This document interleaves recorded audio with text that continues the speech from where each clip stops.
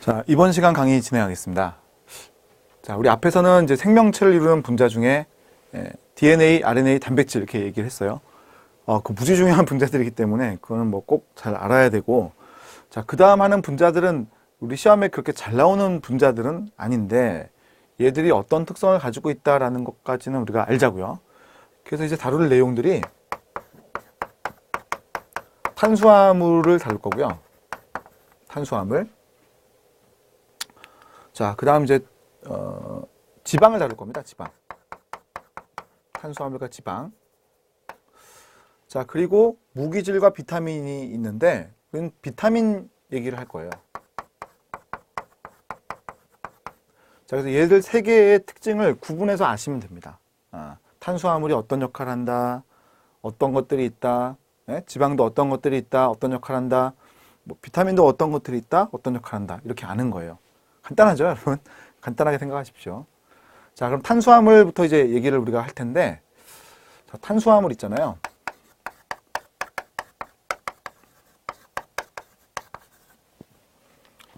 탄수화물부터 얘기를 할 건데,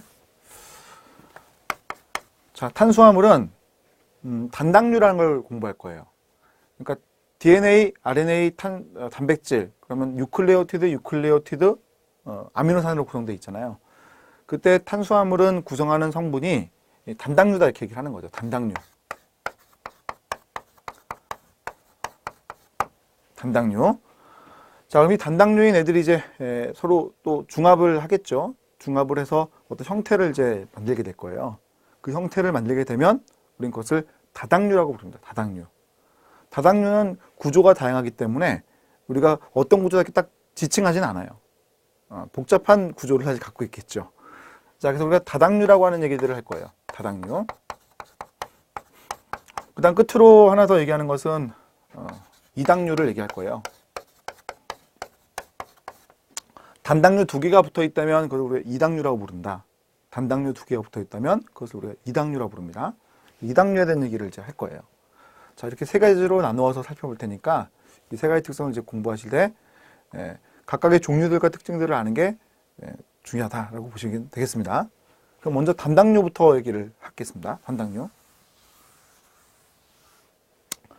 자, 탄수화물이라고 하는 애들은 탄소 2개, 탄소 1개, 수소 2개, 산소 1개로 이루어져 있는 게 단당류인데 얘들이 몇 배수로 있느냐, N, 얘에 따라서 우리가 탄소 개수에 따라 3탄당, 4탄당, 5탄당, 6탄당 이런 식으로 불러요.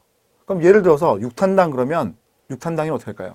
탄소 6개, 여기 N이 6이니까 탄소 6개, 수소 12개, 산소 6개 이렇게 되겠지. 자, 그래서 단당류를 얘기할 때 탄소 개수에 따라서 3탄당, 4탄당,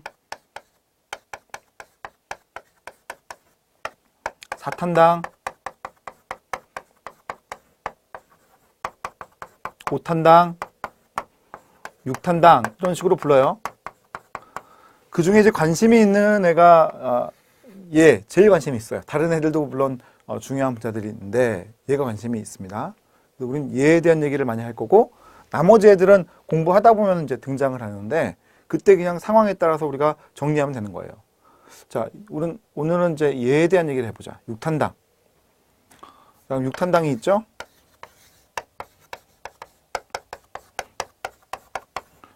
분자식을 어떻게 적을까요?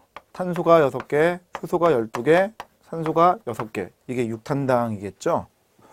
6탄당인 애들의 종류를 한번 생각을 해보자. 자, 이런 모습으로 되어 있는데 개수가 이런데 포도당이라는 애도 있고 갈락토스라는 애도 있고 과당이라는 애도 있는 거예요. 포도당과 갈락토스와 과당 이렇게 나눠지는 거지. 포도당과 갈락토스와 과당. 더 있습니다. 6탄당이라는 애도 더 있죠. 자, 그럼 얘들은 뭐냐?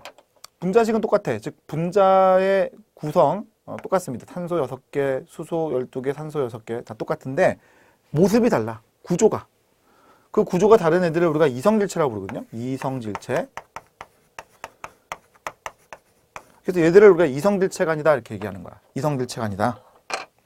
자, 그럼 이성질체라는 걸 이제 한번 얘기를 해보자고요. 이성질체가 이제 뭐냐 이 얘기를 해보자고요. 자, 분자식은 같은데 구조가 다르다는 겁니다. 뭐 예를 들면요. 탄소가 4개야. 그럼 탄소가 4개면 탄소, 탄소, 탄소, 탄소 이렇게 4개가 있다고 해봅시다. 그럼 이렇게 4개가 이제 붙어 있죠. 이렇게 사탄소 화합물, 사탄소 화합물. 그런데 이거하고요, 여러분. 탄소, 탄소, 탄소, 탄소. 똑같은 탄소가 4개인데 구조가 다르잖아요. 이런 모습을 우리가 이성질체가 아니다 이렇게 얘기를 하는 거예요. 이성질체가 아니다. 그러면 얘네 3개가 다 분자의 구성은 똑같지만 구조가 다르기 때문에 이성질체가 아니다 이렇게 표현한다는 거죠. 이해가죠? 자, 그러면 6탄당을 이제 봤는데 6탄당 중에서 또 관심이 있는 애가 있어요. 자, 우리가 관심 있는 것은 바로 얘입니다. 그럼 우리는 얘에 대해서만 알면 돼요, 이제. 알겠죠? 얘에 대해서만 좀 더 관심 갖고 우리가 알면 된다는 거지. 자, 포도당이라는 놈의 구조를 이제 볼 겁니다. 포도당의 구조. 자, 여기 보시면요. 자, 얘가 포도당이에요. 얘가 포도당입니다. 탄소가 6개 있습니다. 여기 1번 탄소, 2번 탄소, 3번, 4번, 5번, 6번 탄소가 있죠. 자, 이 포도당이 물속에 들어가면 고리처럼 바뀌어요. 양쪽의 모습 이렇게. 그래서 알파 포도당, 베타 포도당이라고 부르는 애들이야. 자, 포도당이 알파 포도당도 있고요. 베타 포도당도 있어. 둘이 달라요. 찾았어요? 어디가 다르지? 여기 표현되어 있죠? OH, OH. 다르죠? 반대편에 있잖아. 그러니까 얘들도 포도당인 이성질체다 이렇게 얘기할 수도 있겠지. 자, 알파 포도당이라고 하는 애와 베타 포도당이라는 애가 만들어지는데 이게 지금 직선으로 되어 있으니까 선형의 포도당이야. 이건 선형의 포도당. 얘들은 동그랗게 되어 있으니까 고리형이죠. 선형의 상태에서 고리형으로 왔다 갔다 할 수 있는 거예요. 자, 그때 고리형이 될 때 모습이 좀 다르죠. 다르죠? 그럼 알파 포도당과 베타 포도당이 우리 몸속에 있는 거야. 수용액에 있으니까. 수용액, 우리 몸속에, 용액 속에 있는 거니까. 왔다 갔다 한다. 그림 표현되어 있지 않습니까? 왔다 갔다 한다. 그림 표현되어 있죠? 자, 그렇기 때문에 얘들은 왔다 갔다 할 수 있는데 물속에서는 이제 이 형태와 이 형태가 존재한다는 거지. 자, 그럼 어떻게 되느냐? 그 다음번에는 알파 포도당인 애들은 알파 포도당끼리 결합을 해요. 베타 포도당인 애들은 베타 포도당끼리 결합을 해. 그러면 성분이 달라져. 다른 물질이야. 알파 포도당은 뭐라 불러요? 녹말. 알파 포도당끼리 결합을 했어? 근데 얘가 식물에 있어. 그럼 녹말이라 불러요. 동물에 있으면 글리코겐이라고 부릅니다. 자, 셀룰로스. 이건 뭐지?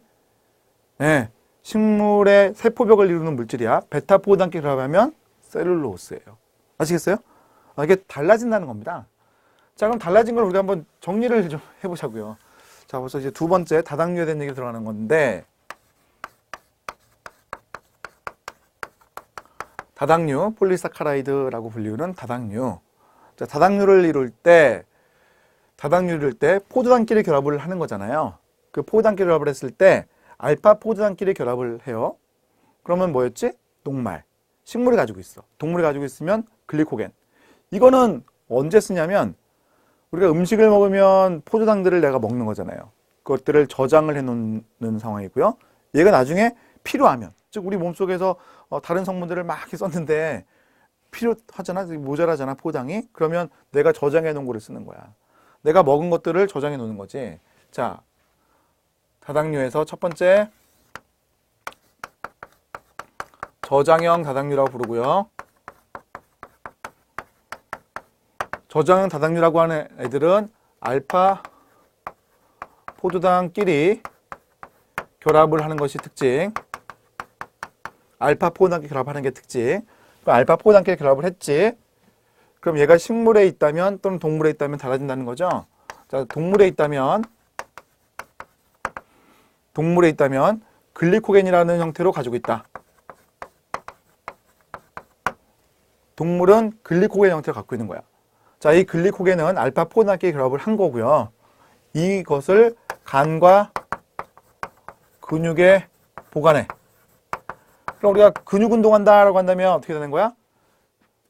근육 운동한다 그러면 운동할 때 에너지가 필요한데 근육에 저장되어 있던 글리코겐, 자기가 저장하고 있는 걸 갖다 쓰는 거예요. 그리고 내 몸에 있는 장기들이 있지, 다른 장기들. 근육을 뺀 다른 장기들은 간에 있는 걸 갖다 쓰는 거야. 그러니까 근육은 자기가 갖고 있는 글리코겐 갖다 쓰는 거고 뇌는 뇌도 이제 포도당 요구하죠.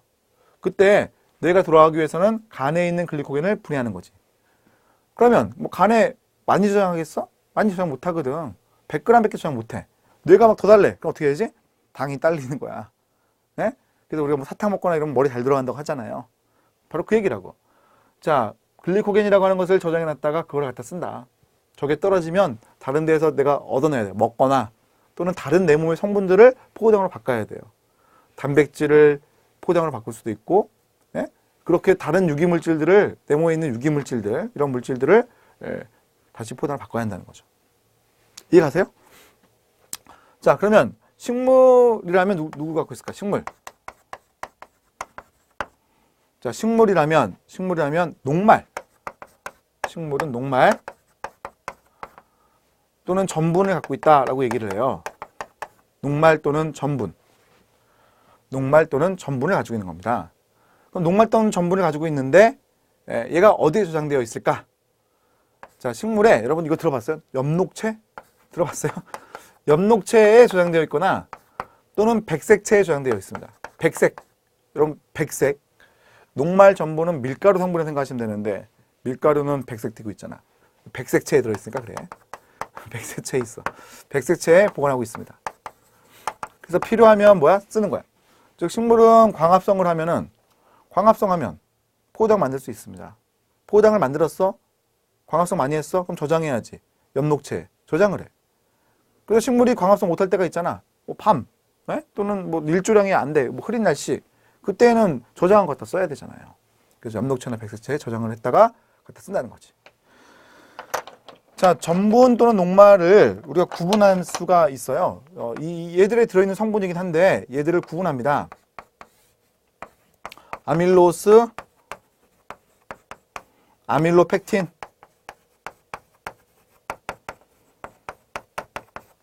구분하는 이유는 있어요. 아밀로스라고 하는 것은 알파포당 옆으로만 붙은 거야.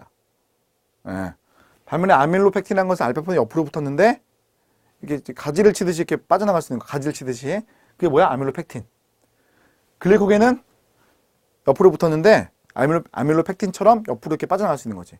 형태를 보면은 이 아밀로펙틴이라는 애하고 얘가 좀 유사한 모습을 보여요. 그러니까 좀 더 저장을 많이 하는 것이 아밀로펙틴, 또는 글리코겐이다 이렇게 볼 수가 있는데 식물은 아밀로스, 아밀로펙틴이라는 두 가지 형태가 다 있는 거죠. 엄청 유명한 효소가 있어요. 이름? 아밀라제. 아밀라제라고 하는 것은 탄수화물 분해 효소인데 그 중에서 누구를 분해하냐면 바로 이 저장형 다당류를 분해하는 애입니다. 저장형 다당류를 분해하는 애입니다. 그래서 글리코겐과 녹말을 분해할 수 있죠. 아밀로스, 아밀로펙틴을 분해할 수 있다는 얘기입니다. 그래서 글리코겐, 녹말 전분을 분해해요. 글리코겐을 분해할 수도 있고 녹말을 분해할 수도 있습니다. 그럼 분해를 하게 되면 아밀라제는 분해를 하게 되면 엿당이라는 게 만들어져. 엿당은 포도당과 포도당 두 개가 붙어 있는 이당류야. 그래서 이당류인 엿당까지 분해할 수 있는 게 아밀라제. 엿당은 다시 엿당 분해 요소라는 것이 분해를 해야 포도당 두 개로 쪼개질 수가 있습니다. 자, 이 사항 여러분 잘 기억하고 있어야 돼요.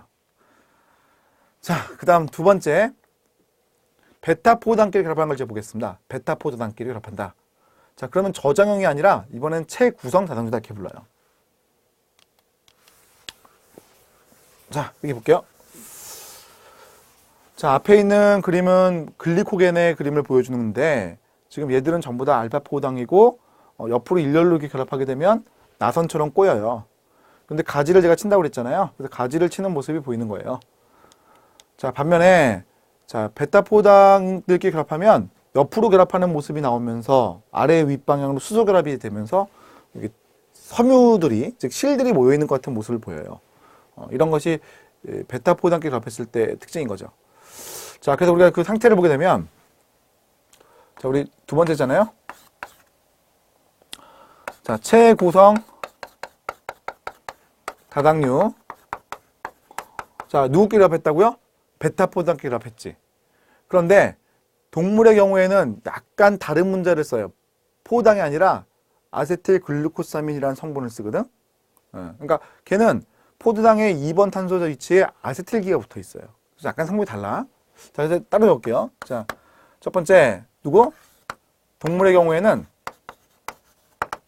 키틴이라고 하는 것이 있는데, 키틴이라고 하는 것은 아세틸 글루코사민으로 구성되어 있다.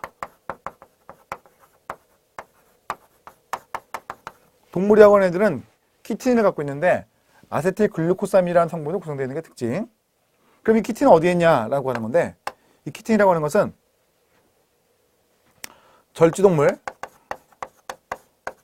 메뚜기 있죠? 그 유재석 아니에요. 자, 메뚜기 얘의 껍데기, 유재석의 껍데기는 아니고요. 자, 메뚜기의 껍데기, 자, 외골격, 자, 또는 환영동물, 뭐 대표적인 것은 지렁이. 자, 지렁이의 외피. 자, 이렇게 구성되어 있는 게 특징이에요. 환영동물의 외피. 오케이? 자, 반면에 식물은 셀룰로스. 자, 얘가 베타 포도당끼리 구성되어 있다. 베타 포도당으로 붙어 있는 거야. 베타 포도당으로 구성이 되어 있죠. 얘가 들어있는 부분은 식물의 세포벽,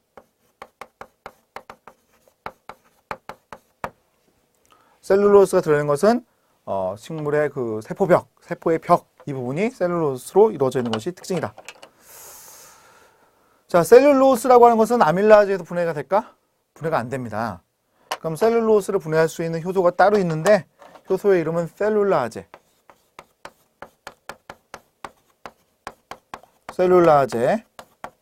자, 이 효소는 셀룰로스를 분해할 수 있는 효소다, 이렇게 얘기하죠. 얘는 셀룰로스라고 하는 것을 분해할 수 있는 효소다, 이렇게 얘기를 합니다. 요 아제, 뭐 에이즈 이렇게 붙으면 이것은 효소를 뜻하는 용어예요. 무슨 에이즈라고 부르는 것은 효소를 뜻하는 용어입니다. 세포벽을 구성하는 것은 셀룰로스, 그것을 분해할 수 있다, 셀룰라제. 셀룰라제를 가지고 있는 것은 되게 세균이야, 세균. 그래서 소가 식물을 먹잖아요. 풀을 뜯어먹죠. 자, 풀을 뜯어먹게 되면 어떻게 돼? 예, 거기에 있는 것들을 분해해가지고 내가 영양소 써야 되는 건데, 그 식물의 세포벽을, 즉 셀룰로스를 분해하기 위해서 소의 혹위라고 하는, 그러니까 위가 4개가 있어. 그래서 4개의 그 위 중에서 혹이라고 하는 위가 있는데, 그 안에 셀룰라제를 분비할 수 있는 세균이 살고 있어요.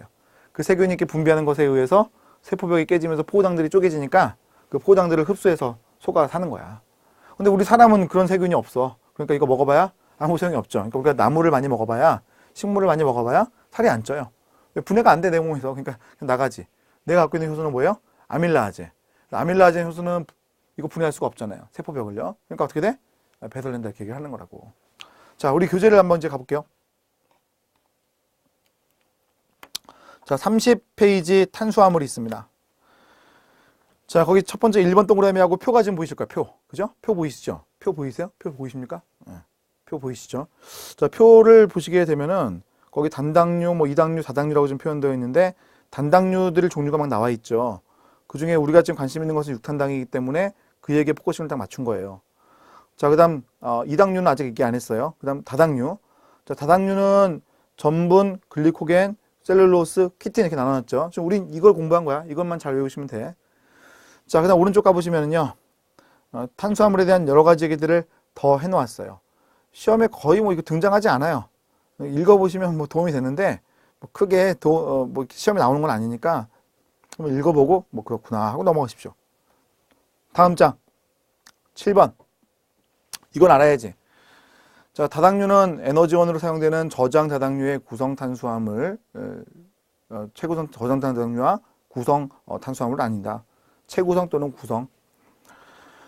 저장 다당류는 동물의 경우에는 글리코겐, 식물의 경우는 아밀로스, 아밀로펙틴이 있죠. 이들은 글리코시드 결합, 탄수화물과 탄수화물 간의 결합은 글리코시드 결합이라고 불러요. 자, 그것이 알파 포당끼리 결합되어 있다면 알파 결합으로 연결된다, 이렇게 얘기를 하는 거고. 자, 그 다음 베타 포당끼리 결합한다면 베타 결합. 자, 그래서 이 결합 각도에 의해서 나선형의 3차원적인 입체 구조를 가지게 된다. 아밀로스, 그 다음 글리코겐, 아밀로펙틴. 아밀로펙틴과 글리코겐은 분지형이다. 이렇게 되어 있죠. 분지형이다. 자, 이들은 에너지원으로 사용되는 게 특징. 자, 반면에 구조 다당류는 동물의 경우에는 키틴, 식물의 경우에는 셀룰로스가 있다. 글리코시드 결합이 베타 결합으로 연결되어 있는 거예요. 베타 결합. 자, 알겠죠? 그 다음 맨 마지막 두 줄 가볼까? 저장 다당류의 경우에는 이러한 다당류를 인식해 자르는 효소, 아밀라제가 있는데 구조 다당류는 3차원적 입체 구조가 다르기 때문에 인지하지 못한다. 그리고 구조 다당류는 자르지 못한다. 누가 못 잘라? 동물이 못 잘라요. 세균은요? 자를 수 있어요? 자를 수 있습니다. 누가 잘라요? 네. 셀룰라제를 분비하는 세균이 자를 수가 있는 거지. 자, 그 다음 이제 지질이라는 걸 들어가기 전에 세 번째 이당류를 얘기해 봅시다.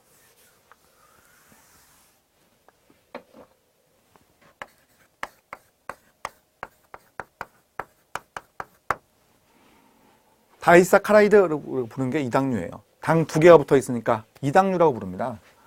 그 세 가지가 있는데 첫 번째는 엿당이 있고요.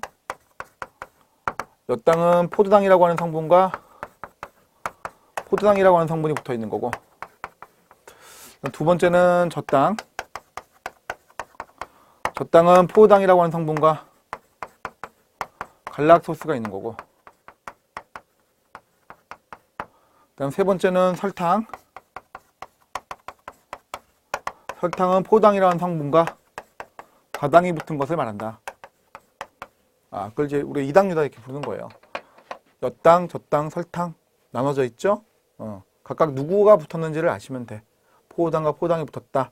포도당과 갈락토스가 붙었다. 포도당과 과당이 붙었다. 이런 식이죠. 알겠죠? 그럼 정리. 자, 이렇게 해서 우리가 탄수화물에 대한 얘기, 탄수화물에 대한 얘기를 다 했습니다. 잘 정리하도록 하시고요. 자, 그 다음은 지방에 대한 얘기를 하도록 하겠습니다.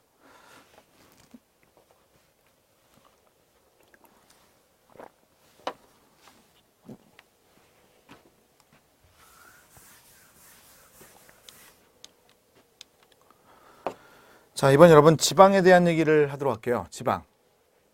자, 지방 성분들에 대한 얘기를 합시다. 자, 비슷한 얘기들이야. 우리 탄수화물까지 얘기했죠. 유클레오티드. 누구야? DNA, RNA. 아미노산은요? 단백질. 단당류는요? 네, 탄수화물. 지방도 이제 얘기를 해야지. 자, 지방의 구성 성분은 크게 세 가지입니다. 첫 번째는 중성지방. 두 번째는 인지질. 세 번째는 스테로이드.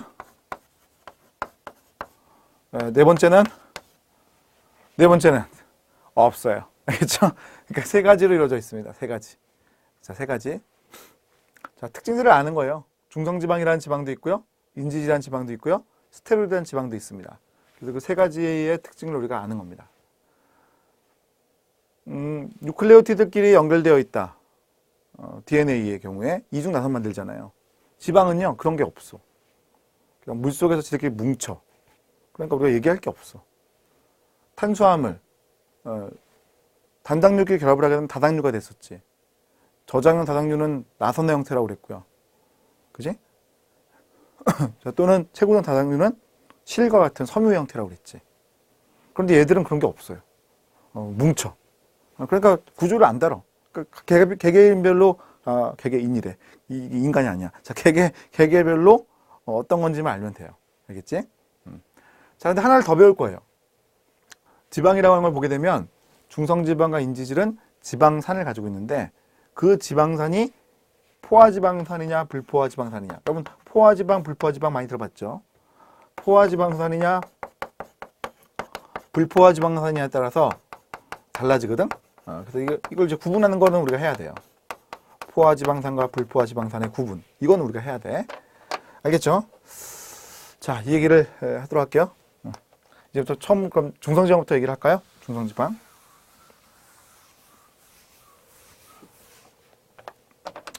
자, 중성지방 얘기를 해보겠습니다.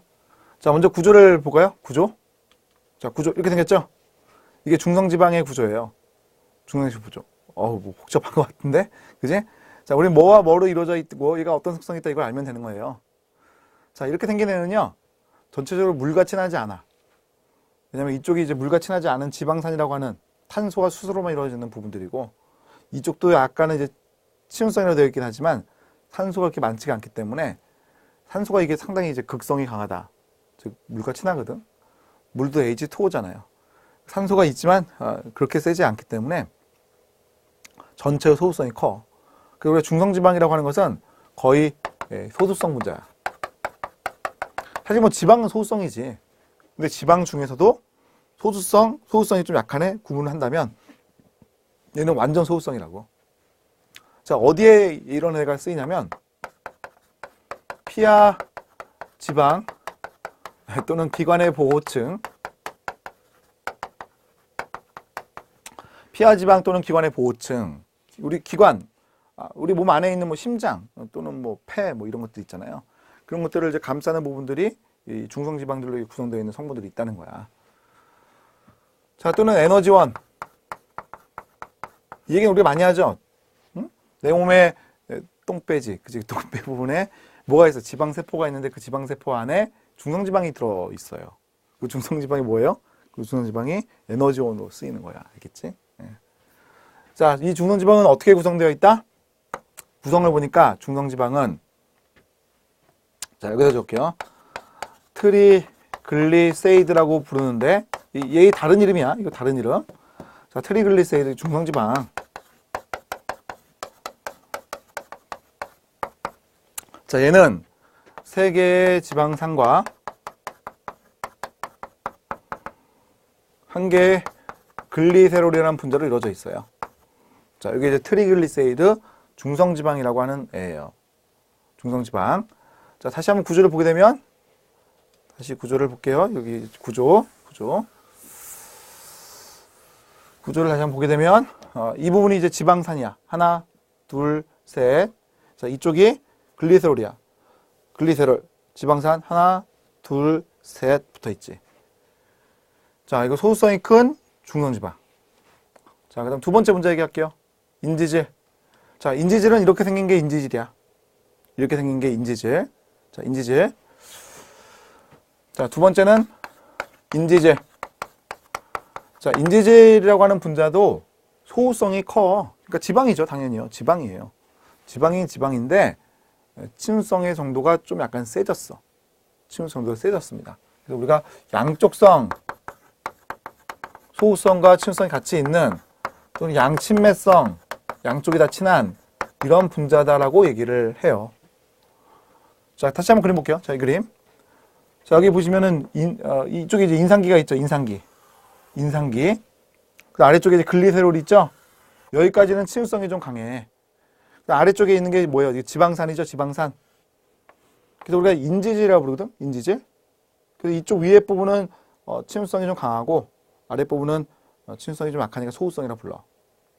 자, 인지질에 뭐가 더 붙어 있죠, 이건요. 더 붙어 있기도 해. 안 붙어 있을 수도 있지만 여기까지가 인지질. 하나 더 붙이면 이제 이름이 달라져요. 얘는 포스파티딜 콜린이라고 부르네요. 콜린이 붙었으니까 포스파티딜 콜린. 그럼 이 부분을 이렇게 딱 이렇게 동그라미 친다고. 이 부분이 친수성이잖아. 친수성의 머리. 아래에 이렇게 짝짝이 그려졌죠? 소수성의 꼬리. 이 부분을 우리가 확 같이 붙여주면은 간단하게 그렸을 때 이렇게 나온다고. 지금 보면 포스파티딜 콜린이라고 하는 걸 그렸는데 이렇게 간단하게 그린다고. 알겠지? 자, 그러면 친수성과 소수성이 있어요. 물론 소수성이 커. 하지만 양쪽성이다 이렇게 얘기를 한다는 거지. 이해가요? 무슨 말인지? 자, 그래서 인지질이라고 하는 것은 양쪽성 문제야. 그럼 이런 게 어디에 쓸까? 막에 쓰여, 막. 막을 구성해. 막이라고 하는 것은, 자, 여기 볼게요. 이게 막이야. 인지질이 서로 마주보고 있죠. 소수성인 꼬리 부분이, 야, 우리 소수성이잖아. 물 싫어하잖아. 그래? 알았어. 하고 모인 거예요. 알겠죠? 이게 모인 거야. 그럼 이 막이라고 하는 애들이 모인 거라고 이렇게 모였어. 이렇게. 예? 이렇게. 이것만 그릴게. 자, 이렇게. 자, 이게 쭉 둘러섰겠지. 바깥쪽으로, 안쪽으로. 그럼 빙글 돌았죠? 이게 결국 막이야. 전체로 다 둘러섰지. 원형이 된 거지. 예. 세포의 막을 구성한다고 했을 때는 인지질 이중층, 인지질이 두 층으로 되어 있다고 표현하는 거야. 왼쪽에 있는 것은 이제 미셸 구조라는 걸 보여주기도 합니다. 근데 인지질은 막을 구성한다 생각하시면 돼. 인지질은 막을 구성한다. 소수성인 부분이 안쪽에 들어갔고요. 치우성이 바깥쪽에 됐지. 이거 막이 몇 개예요? 한 개야. 이거 막 한 개. 단일막. 단일막이라고. 단일막. 인지질은 몇 층 있어? 두 층 있지? 인지질은 두 층 있지? 인지질 이중층. 이거 헷갈린다 처음에. 인지질 이중층이 단일막이야. 이건 인지질 이중층이 이중막이 아니라고. 단일막이지. 막을 구성한다라는 게 특징입니다. 알겠죠? 인지질은 막을 구성합니다. 어떤 막 많겠지. 핵막, 미토콘드리아 막, 세포막, 막. 하여튼 막은 전부 다 인지질이 구성되어 있는 게 특징이야. 자, 인지질은 양쪽 성분자 다 막을 구성하고 있다. 구조를 보게 되면 인지질 두 개의 지방산과 한 개의 글리세롤과 한 개의 인산기로 구성되어 있는 게 특징. 한 개의 지방산과 한 개의 글리세롤과 한 개의 인산기로 구성되어 있는 게 특징. 이 인산기에 무언가가 더 추가가 될 수도 있지. 추가가 될 수도 있어요. 추가가 될 수도 있습니다. 오케이? 자, 구조를 보게 되면 이런 구조예요. 그죠? 자, 글리세롤과 인산기 추가로 붙는 부분, 이 부분은 바로 이 부분이야. 실제로 이제 작지. 이게 침수성의 머리지. 머리. 아래쪽은요, 이 지방산. 실제로 이제 길어. 그지? 두 개가. 이게 이제 침수성, 소수성. 소수성의 꼬리라고 얘기하는 거예요. 아시겠어요? 이해가요? 이게 인지질. 됐죠? 자, 이제 두 개 배웠어요. 하나 더 배워볼게요. 스테로이드. 자, 스테로이드. 자, 이게 스테로이드야. 자, 여기 뭐라고 적혀 있어요? 콜레스테롤. 자, 콜레스테롤이라고 하는 분자를 여러분 잘 들어보셨죠? 또 많이 들어봤을 거야. 콜레스테롤이라는 분자를 변형시켜서 만드는 게 스테로이드 호르몬들이에요. 콜레스테롤을 재료로 써서 만들어지는 것이 스테로이드라는 것들이야. 그래서 그 스테로이드라는 것들은 호르몬으로 작동을 하는 거지. 알겠죠? 콜레스테롤을 이용해서 스테로이드를 만들 수가 있다. 자, 구조를 보게 되면 앞에 배웠던 중성지방과 또 인지질과는 전혀 다르죠. 하지만 얘도 소우성이 큰 비극성 분자이기 때문에 지방에서 다루는 거예요. 자, 우리 세 번째 거 누구? 스테로이드. 자, 스테로이드라고 하는 애는 누구를 쓴다고요? 콜레스테롤을 전구체로 사용한다. 콜레스테롤을 재료로 쓴다. 전구체라고 표현해. 전구체라고 하는 것은 프레큐서, 즉 재료 첫 단계에 있는 걸 우리가 전구체라고 부르거든. 콜레스테롤을 재료로 써서 만들기 시작하는 것이 특징이에요. 스테로이드, 콜레스테롤을 전구체로 쓴다. 자, 스테로이드를 만들었어요. 만들면 어떻게 돼요? 일단 호르몬입니다. 호르몬. 스테로이드는 호르몬이죠. 스테로이드 호르몬 많이 들어보셨죠? 자, 구조를 보게 되면 링 구조였죠. 4개의 링 구조. 지방산 이런 게 아니야. 그지? 지방산 이런 게 아니라고. 4개의 링 구조. 다시 볼까? 여기. 이 링 구조. 4개의 링 구조. 알겠죠? 4개의 링 구조. 자, 이런 것이 스테로이드야. 역할은 호르몬. 자, 이렇게 해서 우리 세 번째 등장인물을 배웠어요. 자, 이제 뭐 하지? 지방산 비교한다 그랬지? 네 번째는 지방산 비교예요. 자, 여기 한번 그림을 볼게요. 그림 보세요. 자, 여기 팔미트산이라고 하는 지방산이 있어요. 지방산도 뭐 이름들이 많이 있어요. 팔미트산은 지방산이 있고 스테아릭산이라고 하는 지방산이 있어요. 둘 다 어때요? 직선이죠? 직선이야. 하얀색이 여기에 다 수소인데 수소가 꽉 찼어. 수소가 꽉 차게 되면은 어떻게 돼? 직선이 돼요. 이런 걸 우리가 포화지방이라고 불러요. 수소가 꽉 차 있다. 포화지방. 포화지방은 직선이야. 자, 반면에 이거 보세요. 이건 올레산이라고 하는 건데 구부러졌죠? 수소가 이 부분에 꽉 차지 않았어. 이 부분에 꽉 차지 않았기 때문에 꽉 차지 않은 쪽으로 구부러지는 거야. 이런 걸 우리가 불포화지방이라고 부르는 거라고. 포화지방과 불포화지방은 구조가 다른 거죠. 구조가. 이해 가시죠? 구조가 달라요. 자, 그러면 우리가 포화지방이라고 하는 것과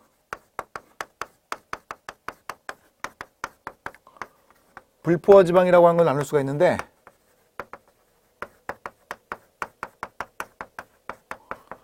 자, 이 포화 지방과 불포화 지방산의 형태가 좀 달랐죠. 얘들은 수소에 의해서 꽉 차 있는 구조가 포화 지방입니다. 얘들은 이제 수소가 포화되어 있죠. 비교를 할 건데, 얘는 이제 수소가 포화되어 있죠. 얘는 어때요? 수소가 포화되어 있지 않죠. 수소가 불포화되어 있죠. 자, 포화지방이라고 하는 애들은 직선이죠. 얘는 선형이죠. 얘는요, 구부러졌죠. 이렇게 돼 있죠. 알겠어요? 됐어요? 자, 그럼 지방산이란 걸 이제 다시 한번 생각해 볼게. 지방산은 중성지방에 들어가기도 하고요. 인지질에 들어가기도 하죠. 그쵸? 그러면 포화지방으로 구성되어 있는 중성지방은 어떨까? 네, 알겠어요? 포화지방으로 구성된 중성지방 어떨까? 불포화지방에서 구성되어 있는 중성지방 어떨까? 자, 중성지방에 대한 얘기를 해보자.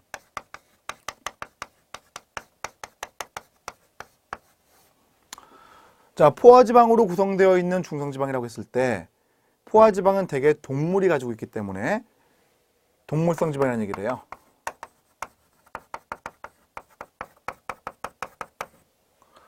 이 동물성 지방을 가지고 만든 게 여러분 버터야. 버터 여러분 냉장고에서 꺼내놔. 그거 녹아버려? 확 녹나? 아니지. 그대로 있지?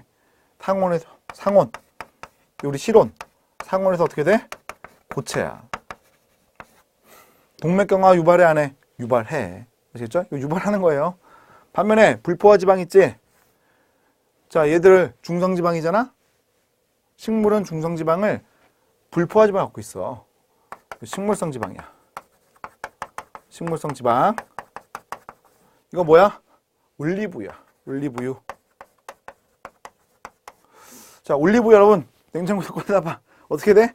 여전히 액체야. 자, 상온에서 이건 어떻게 돼? 액체. 알겠지? 자, 이렇게 구분된다고요. 자, 근데 지방산이라고 하는 것을 다른 애들 갖고 있죠. 누구? 인지질. 자, 인지질이 갖고 있죠. 자, 인지질이 가지고 있다. 포화지방산을요. 그럼 어떻게 돼요? 직선의 형태야. 자, 어떠냐면 여러분, 인지질은 뭘 구성한다고 그랬어요? 막을 구성한다고 그랬습니다. 막. 인지질 이중충의 막. 그지? 이렇게 되어 있는 거지? 자, 근데 막은 이제 어떤 특성이 있냐면, 이 인지질 문제가 막 움직여 다녀. 양옆으로. 수평방향으로. 움직여 다녀. 자리를 바꿔. 자, 그런데 포화지방이라면 얘들이 직선의 형태였잖아요. 구부러진 게 아니잖아. 포화지방. 어떻게 돼?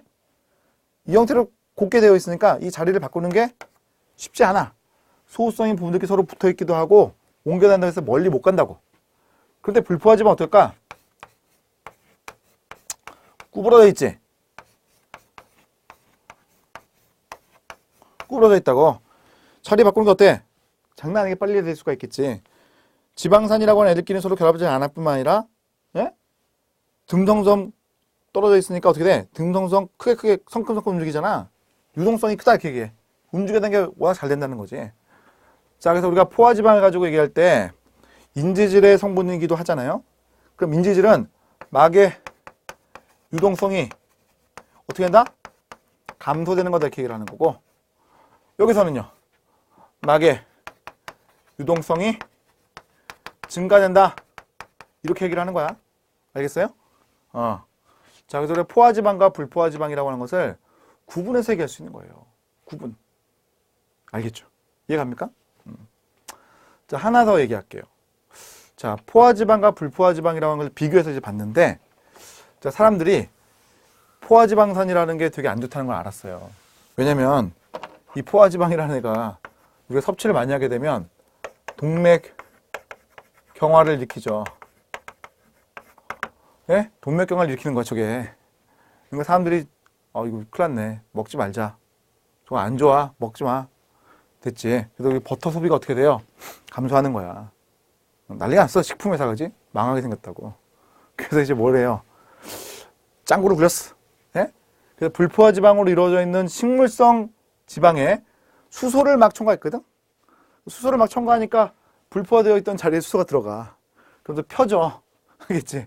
그래서 어떻게 돼요? 이게 고체 상태로 바뀌는 거야. 그럼 이거는 보관하기도 편하고 운반하기도 편하잖아. 고체 상태니까. 그래서 판매하기 훨씬 쉽거든요. 근데 사람들은 이제 몰라. 왜?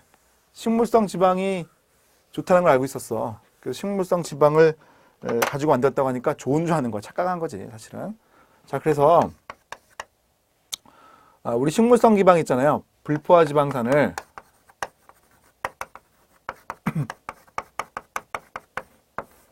수소를 첨가했더니 뭐가 되었다? 포화 지방이 되었다는 겁니다. 이렇게 만든 제품이 뭐예요? 마가린이죠. 마가린이야. 그래서 어떻게 돼? 사람들은 이거 식물성 지방으로 만들었어? 옥수수기를 만들었대. 야, 좋네. 사 먹지. 네? 근데 뭐예요? 사실은 포화 지방 먹은 거죠. 동맥경화를 유발한 거 사실은요. 몰랐던 거지, 그지? 자, 근데 이제 지금은 뭐 많이 아니까 마가린 못 먹게 하잖아요. 자, 그런데 더 안 좋았어. 뭐였냐면 수소를 첨가하잖아? 포화 지방뿐만 아니라 트랜스 지방이라는 게 만들어져. 대부분은 포화 지방이지만 그게 일부가 이런 게 만들어지는데 이게 또 몸에 안 좋아.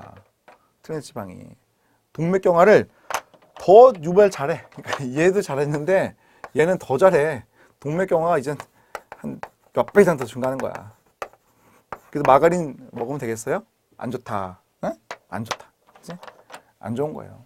우리 트랜스지방이라고 하는 것은 구조를 뭐 살짝 그려드리면 탄소와 탄소 간에 이제 이중결합이 생기는데 이렇게 탄소와 탄소 간에 이렇게 이중결합이 생겼는데 이게 같은 방향으로 꺾어지는 거야. 그래서 이제 직선 형태가 돼버린 거고 수소가 완벽하게 이제 들어가지 않은 상태. 그러니까 불포화 지방이 불포화 지방인데 수소가 완벽하게 들어가지 않은 상태. 이쪽에 지금 수소가 하나씩 빠졌는데 양쪽에 사이좋게 빠졌기 때문에 직선이 되는 거예요. 수소가 양쪽에 빠지긴 빠졌는데 직선이 된 거라고. 이런 형태로 우리가 트랜스 지방이라고 불러요. 즉 좀 더 약간 얘기해드리면 이중결합이 있을 때 이중결합이 있는 면을 중심으로 이 붙은 부분, 크게 붙은 부분 두 개가 양쪽 편에 나눠져 있는 것을 우리가 트랜스라고 불러요. 같은 쪽에 있으면 시스라고 부르거든. 시스. 자, 트랜스 이렇게 부르는 거예요. 트랜스. 알겠지? 그 트랜스 지방을 부르는 건데 뭐 이런 것까지 이제 시험에 물어보진 않으니까 뭐 자세히 아실 건 없고 어쨌든 수소를 첨가하게 되면 포화 지방과 트랜스 지방을 만들 수 있다라는 사실 정도까지는 알자 이거지. 그리고 트랜스 지방은 동맥경을 유발할 수 있다는 것도 알면 된다는 거죠. 이해가세요? 자, 이렇게 해서 우리가 지방에 대한 얘기를 쭉 해봤는데요. 자, 지방에 대한 얘기를 교재 정리하고 그 다음 또 얘기를 가도록 할게요. 자, 우리 교재를 보시게 되면 33페이지죠. 자, 거기 이제 지방이 나와 있죠. 지방 찾으셨어요?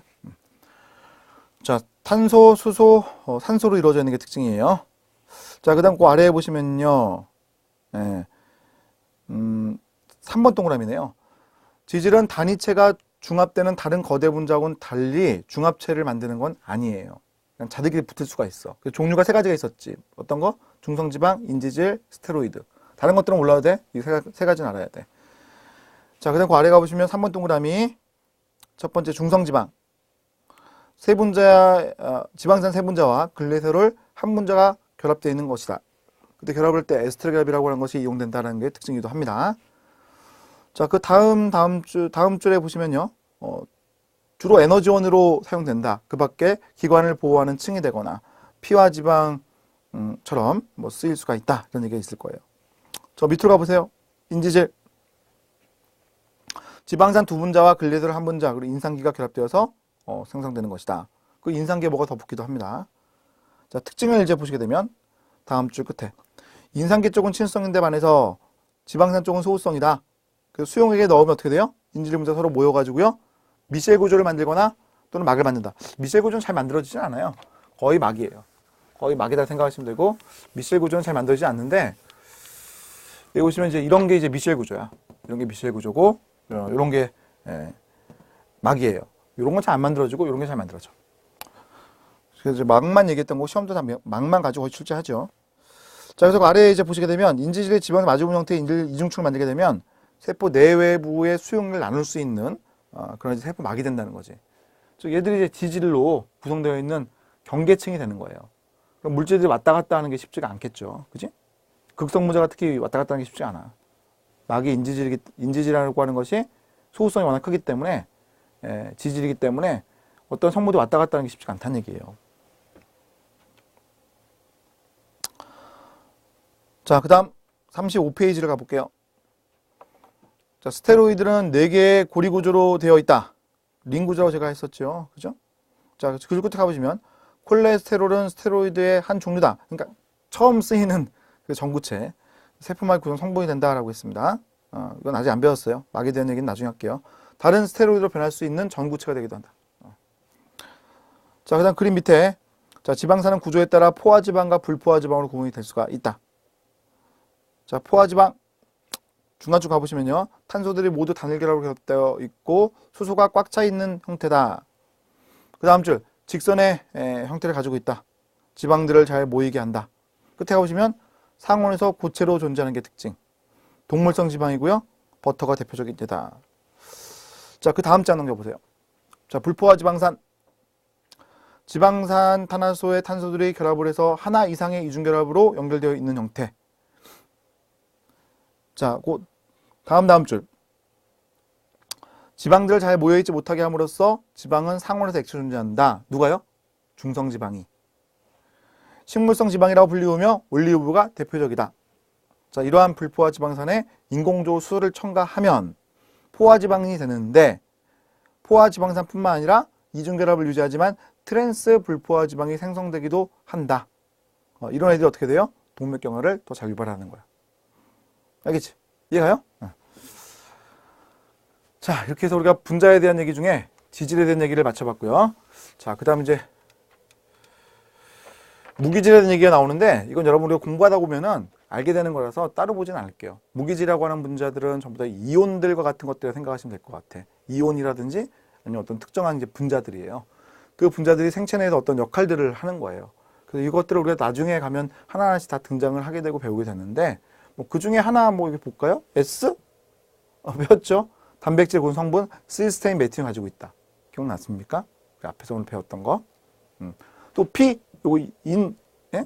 ATP와 핵산, DNA, RNA 구성 성분. 철, 헤모글로빈 구성분. 이렇게 우리가 배우는 거예요. 알겠지? 자, 오늘은 비타민에 대한 얘기를 더 할게요. 자, 우리 체내에서 만들지를 못하니까 반드시 먹어야 되는 그 물질들이 있어. 섭취를 해야 되는 물질들. 그걸 우리가 필수 영양소라고 불러요. 필수 영양소. 얘들은 체내에서 합성이 안 돼. 그러니까 얘들은 항상 섭취를 해야 돼. 이런 게 이제 필수 영양소야. 그럼 그 필수 영양소라고 하는 것은 종마다 달라요. 우리 사람이 요구하는 필수 영양소가 있고 또는 다른 생물들이 요구하는 그 필수 영양소가 있는 거야. 그래서 우리가 영양소가 이제 다 다른데 필수 영양소 다른데 우리가 이제 사람을 중심으로 필수 영양소가 무엇인가 이렇게 아는 거죠. 사람을 중심으로. 우리가 제일 중요하니까. 생명체들은 다양한 게 좋아요. 왜냐면 이제 내가 만들 수 있는 물질과 네가 만들 수 있는 물질이 달라요. 그러다 보니까 그 물질들을 만들어서 서로 간에 이제 주고받는 거죠, 사실은요. 뭐 먹기도 하는 거고 상대방을, 그렇지? 그럼 내가 영양소를 이제 획득을 하는 거야. 그게 이제 필수 영양소라는 거지. 우리가 고기 먹는 게 제일 좋죠. 우리가 제일 가까우니까 걔들을 우리가 필요한 필수 영양소 걔들도 거의 비슷비슷하거든. 고기 먹으면 걔들 필수 영양소 아마 갖고 있을 거야, 틀림없이, 그지? 육식 하는 사람들이 더 힘이 세지 않아요? 자, 어쨌든 필수 영양소라고 하는 것은 반드시 섭취를 해야 된다라는 것들이야. 그럼 이제 어떤 것들이 있냐면 방금 아까 얘기했었던 무기질도 있고 필수 아미노산도 있어. 이건 이제 성인의 경우에는 8종류가 있고 그러니까 20개 중에 8개나 필수 아미노산이고 유아의 경우에는 10가지 생각하시면 되겠습니다. 10가지. 그러니까 성인보다 2가지가 더 많아지는데 유아의 경우에는 이제 유전자의 발현이 좀 더디게 되는 게 있어서 그 유전자가 발현이 안 되다 보니까 유전자가 즉 단백질을 안 만들어지는 거야. 발현이라고 하는 것은 유전자가 단백질을 만들어지는 과정을 우리가 발현이라고 불러요. 발현이 안 되다 보니까 결국 이제 두 가지를 다 못 만들어서 아미노산이 필수로 필요한 게 10가지나 되는 거죠. 자, 세 번째는 필수 지방산이라는 것도 있고, 자, 그 다음 이제 오늘 좀 강조하고 싶은 게 있는데, 네 번째 거죠. 비타민이라는 게 있지. 비타민. 자, 이렇게 네 종류가 있어요. 자, 그 중에 이제 우리 이거 4번 비타민에 대한 얘기를 이제 제일 잘 내니까 얘에 대한 특징을 정리해서 알고 있으면 돼요. 자, 필수 영양소라는 것은 반드시 섭취를 해야 돼. 섭취 못하면 그게 뭐지? 결핍되면은 영양실조죠. 반드시 섭취해야 돼. 결핍되면 영양결핍이라고 볼 수도 있는데 영양실조라는 표현도 잘 쓰죠. 영양실조에 걸릴 수 있어. 이게 특징이야. 자, 비타민에 대한 얘기를 이제 해봅시다. 자, 여기 보시면요. 자, 이거 어쩔 수 없이 외워야 되는데 표가 있죠? 외워야 돼. 이거 어쩔 수 없어. 자, 지용성 비타민이다 이렇게 얘기를 하죠. 지용성 비타민. 지용성은 비극성이라고 생각하면 돼. 물에 잘 안 녹아. 이런 애들이 비타민 A, 비타민 D, 비타민 E, 비타민 K 이렇게 네 가지가 있고, 성분들이 결핍이 되면 영양실조에 이르게 되면 병을 유발하는데 무슨 병인지 알아야 돼. 야맹증, 구루병, 혈액응고지연 여기까지. 자, 동그라미 친 것만. 알겠지? 이렇게. 결핍증은 뭐 이렇게 연결을 시킬 수 있어야 돼. 자, A라고 하는 애는 다른 이름이 있어요. 레티놀. D라고 하는 애는 다른 이름이 있는데, 자, 요 칼시트리올이야. 칼시트리올. 자, 여기 이상한 게 있네. 자외선에 의해서 합성된다. 비타민 D는 자외선에 의해서 합성될 수가 있어. 그런데 많은 양은 아니야. 최대치로 한 40%? 내가 필요한 거 한 40%? 나는 자외선을 많이 쬐야지. 그럼 어떻게 돼? 피부 타요? 안 좋아. 피부 타면 더 안 좋아. 오히려 피부암 걸려. 그래서 우리가 자외선을 쬐는 게 어느 정도는 좋은데 너무 오랫동안 쬐는 건 좋지 않아요. 차라리 사 먹어. 그 돈 아끼지 말고. 자, 그래서 비타민 D를 우리가 먹으면 어떻게 된다? 내 몸에서 소장에서 이제 칼슘 흡수하는 걸 잘하기 때문에 내 뼈도 이제 튼튼해지고, 요즘 뭐 밝혀지고 있는 것들은 뭐 항암 효과라든지 이런 것들도 있어요. 근데 이걸 먹지 않으면 이제 구루병, 뼈가 약해지니까 뼈가 휘어. 자, 비타민 E는 뭐 잘 안 물어봐. 자, 비타민 K, 얘는 부족하면 혈액응고의 지연이 일어나는 게 특징. 알겠지? 자, 야맹증은 못 보는 거잖아. 그래서 여러분 이렇게 A를 옆으로 뉘우면 눈처럼 보이지 않아요? 그래서 야맹증 이렇게 외우는 거야. 구루병은 뼈가 약해졌지. 다리가 휘지. D가 다리 두 다리가 있는데 하나가 휜 것처럼 보이지 않아요? 자, 이렇게 해서 우리가 외우는 거야. 혈액응고지연은 모르겠어. 이거는 뭐 방법이 없네. 그냥 혈액응고지연. 자, 지용성 비타민이라고 하는 것은 수용성인 비타민에 비해서 기름 덩어리처럼 느껴지잖아. 그러니까 안 좋은 것처럼 보이지. 그래서 얘네가 네 가지가 있는데, 자, A, 나쁜 놈들, 땡 이렇게 외우자고. A, 땡 이렇게 외우면 그게 지용성 비타민이야. 알겠지? 자, 뭐 이렇게 외우면 좀 쉽게 외울 수 있어요. 자, 반면에 수용성 비타민. 자, 수용성 비타민은 요거예요. 비타민 12번. 비타민 12번이 결핍되게 되면 악성균열. 그러니까 비타민 B12번은 적혈구를 만드는 데 필요한 성분이야. 적혈구를 못 만들게 되면 결국 혈액에서 산소 운반이 안 되는 거니까 악성균열을 걸리게 되는 거예요. 오케이? 자, 그다음 비타민 C. 아스코부산 다른 이름이고요. 자, 괴혈병. 입에서 피가 나는 병이야. 자, 악성균열은 빈혈의 B, 괴혈병은 자, C인데 C가 입 벌리고 이렇게 피가 나는 것 같은 느낌이야. 자, 그래서 우리가 외울 수 있어요. 아시겠죠? 뭐 수단과 방법을 안 가리고 외우면 되잖아요. 알겠지? 자, 이렇게 해서 우리가 비타민이라고 하는 것들 정리하고 외우도록 합시다. 알겠죠? 자, 여기까지입니다. 자, 오늘 분자에 대한 얘기를 쭉 봤는데, 이게 여러분 세포라는 걸 이제 배우기 위한 전 단계를 한 거예요. 세포라는 거를 배우기 위해서는 세포 안에 어떤 성분이 있는지를 우리가 알아야 되잖아요. 그치? 그래서 그 세포 안에 있어야 할 성분들을 오늘 공부를 다 한 거예요. 물론 주요한 분자만. 그래서 그들의 특징들을 알아야 된다. 왜? 시험에 물어보니까 그것들을 정리해서 외우자라는 겁니다. 자, 그럼 오늘 여기까지 하고 다음 시간에는 세포에 대한 얘기를 들어갈 거야. 그리고 세포의 그 막에 대한 특징, 물질들 왔다 갔다 하는 것들에 대한 얘기, 그다음 세포 안에서의 구조들, 각각의 그 세포 이제 안에 분자들 말고 세포 안에 구조물들 이런 것들에 대한 얘기를 쭉 할 겁니다. 수고하셨습니다.